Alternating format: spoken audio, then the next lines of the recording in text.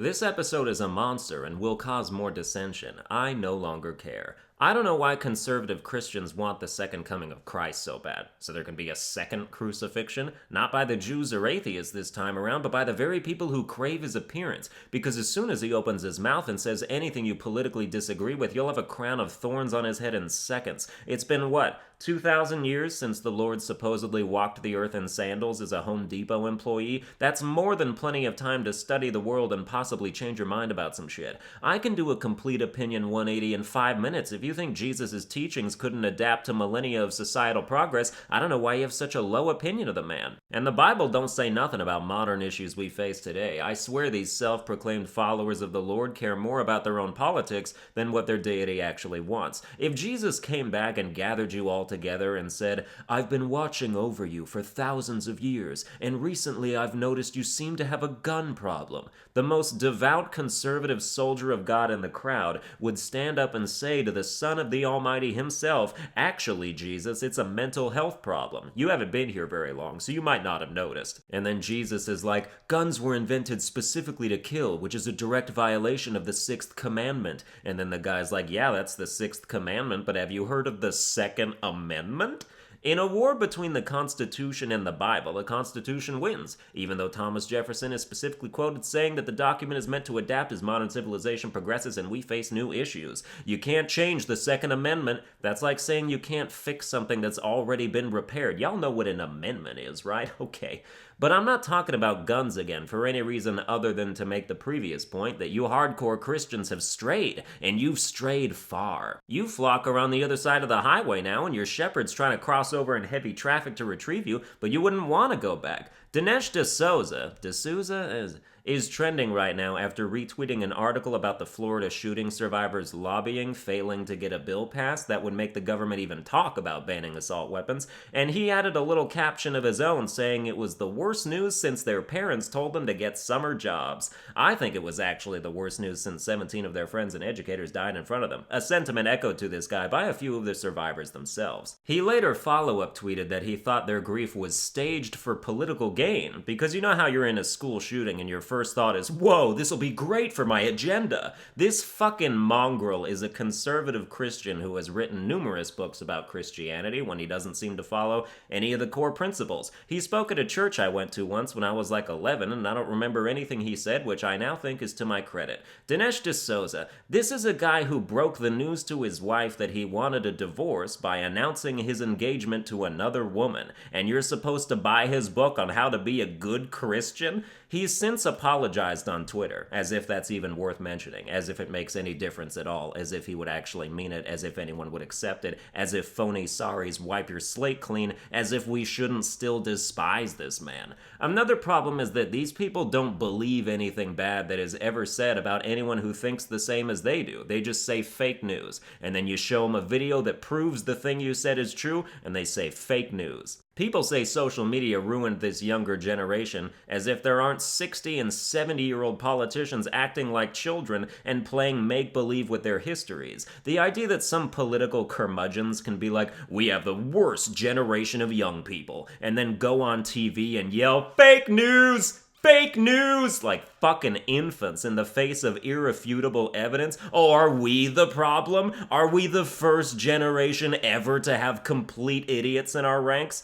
People say social media has made everyone dumber, but that's not true either. It's made dumb people dumber, but smart people are smarter as a result. They can get so much more life experience and perspective from viewing countless real stories online and learning lessons they never could have learned otherwise. Dude, if ever in your life you have ever used the phrase fake news unironically and confidently, I'm gonna need you to step outside naked in the middle of winter until you're frozen solid. Then in 5 decades, I will come defrost you and tell you what year it now is, and if your first response is fake news, you are going back in the fucking block. Fake news is anti-intelligence. It's willful disregard for facts and evidence. Politicians need a polygraph pill they're required to take before every public speaking event that lasts for an hour and prevents them from lying. Then we can all laugh as they stand there speechless and terrified the whole time, while having an uneasy realization creep into us that the entire government is completely incapable of functioning without an ass full of lies to fall back on. I can no longer allow churchgoers who believe in an all-loving, compassionate God to think that they're good people when they hear about a rape and their first inclination is to go through and check off a list of what the girl might have done to unwittingly invite this man to assault her.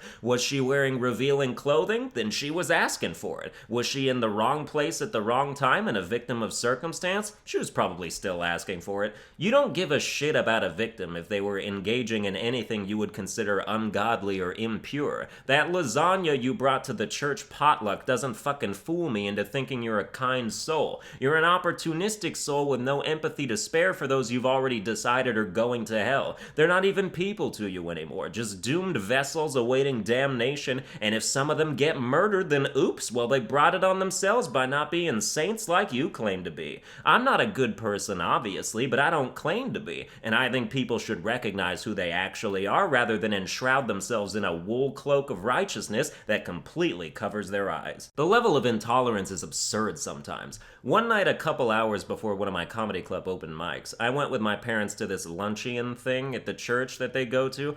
They found after recently moving here. Because you know how sometimes you go to church with your parents so they don't reject you as their child? And I went there, and it's like a big meet and greet with the pastors and their families and the congregation and everybody, and I hadn't been to a shindig like that since I was 12, so a lot of things back then at these sort of functions probably escaped my notice, but boy are they on display as an adult. First of all, this is a Christian church, but it comes off more like a cult. They served mint cucumber water. There was no regular water. They had water that smelled as you poured it. When you lift a cup of water up to your mouth, you should not be able to taste it before it goes in. It's like they got together like, our water seems to be missing something. And one guy's like, what about mint? And another guy's like, but also cucumber, right? And the leader was like, I accept any and all suggestions. And thus mint cucumber water was born. So when you're in a building that serves mint cucumber water as its main refreshment, your sense of awareness tends to perk up. You look around, analyze people. Do they all look like this is their last day on Earth before the spaceship comes and takes them away? Red flag, get out now. My parents seem to be specific friends with the pastor and his family, which is not what you want when you're a son who does not go to church,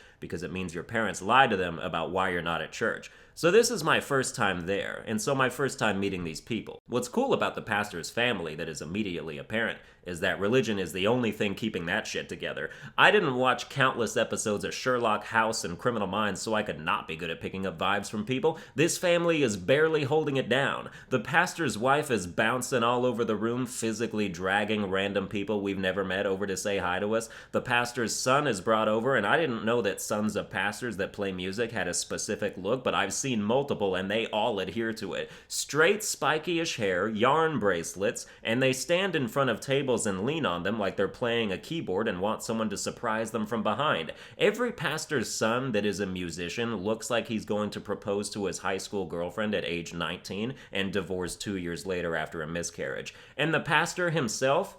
Damn. Inner demons, struggling to be kept in, and failing. I would guess closet homosexuality, possibly even conversion therapy. But what I know for sure is that someone who talks loudly to themselves in a supportive, advice-giving way while playing ping pong has been through trauma that is not healed. Anyway, the actual point of this story is that while I was a silent passenger in the conversational vehicle between my parents and some other members and the pastor's wife, I watched her say that she canceled her gym membership after she found out they were doing a raffle where the proceeds would go to trans charities or benefits or whatever trans people as a group need money for. She left her gym over a raffle that had not a single thing to do with her. I wanted the first words I'd have said that whole evening to be, "Are you fucking kidding me?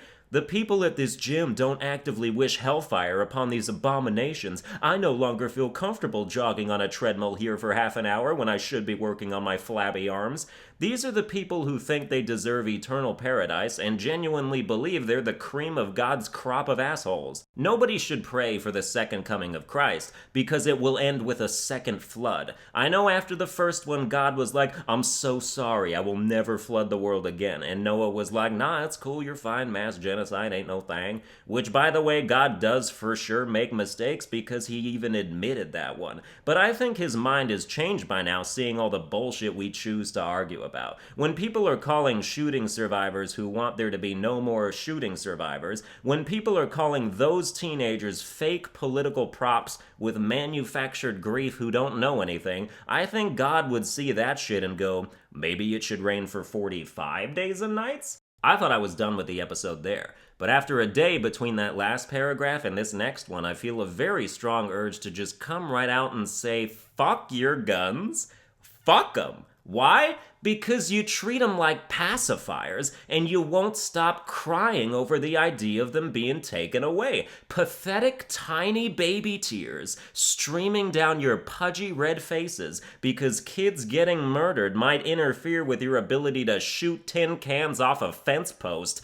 Absolutely inconsolable bawling as a result of maybe no longer being able to defend yourself against a tyrannical government that could drone strike your fucking house, but you still think you have a chance to resist. You whiny, mewling pussycats won't even entertain the idea of a discussion about, hey, maybe we should regulate this shit, and maybe it should be harder to get guns, because you want to oogle at some shiny pearl grips at a gun show and think of how cool that gun would look in your hand as you miss every target at a firing range, pretending you're a Black Ops agent. You dumb fucking quote-unquote responsible gun owners, hiding your loaded gun under the bed so your toddler can shoot his eye out with it, putting a submachine gun in the hands of a 7-year-old girl who loses control of the recoil and kills the shooting instructor. The people who fight tooth and nail against any facet of gun control are the most idiotic, infantile, snot-nosed screamers on the internet, saying shooting survivors shouldn't tackle politics. When you cashier at Dick's Sporting Goods, I take it your political science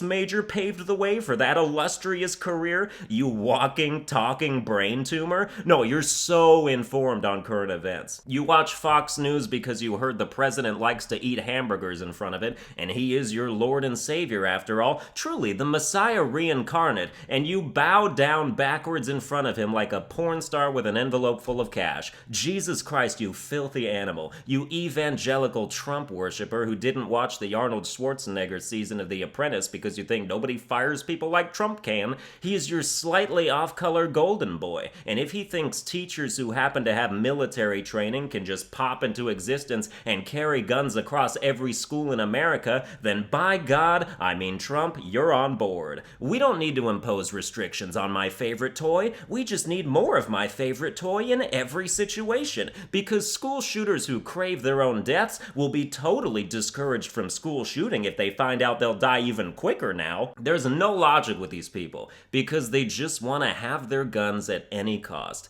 Every country that has enacted gun control has all but eliminated shootings. But nah, that wouldn't work. All that would do is increase the amount of acid and knife attacks. Great! I will take those over shootings any day. How big a fucking vat of acid do you need to kill dozens of people? If someone took 3 above-ground pools full of acid, blimped them over a crowd of people, and dumped them, you would be like, holy shit, that's awful, but I applaud that dude's resourcefulness. I mean, he put the work in. He got enough acid, filled shit with it, rented a blimp. That must have been expensive and was probably harder to do than buying a gun would have been. Meanwhile, all you have to do today to kill twice that many people is easily, legally buy a gun and ammunition. Or you could just win an AR-15 in a fucking raffle organized by children. I sure hope they draw my ticket number. There's this bully at school and he's gonna get his. I feel like at this point it's called an AR-15 because that's how old the people killed with it usually are.